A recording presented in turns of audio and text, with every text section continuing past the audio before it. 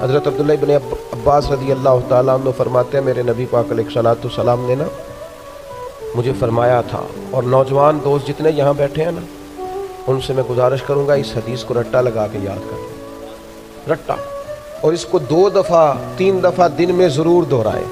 यह आपको ताकतवर करेगी। आपको कभी अमीर रिश्तेदार देखकर परेशानी नहीं होगी। आपको कभी किसी सियासतदान की पजारों के पीछे नहीं भागना पड़ेगा। आप ये रट्टा लगा के याद कर लें। नबी पाक अलैहिस्सलाम ने फरमाया, ए अब्दुल्ला इब्न अब्बास, ए मेरे बेटे, हुजूर फरमाने लगे, सारे दुनियादार मिल के भी तेरा कुछ सवारना चाहें, सवार नहीं सकते जब तक रब ना चाहे। ये याद कर लें आप। और हुजूर फरमाने लगे, सारे दुनियादार मिल के तेरा कुछ बिगाड़ नहीं सकते जब तक अल्लाह की हिकमत। तो क्यों डरे दुनियादारों से, क्यों परेशान हो सियासतदानों से।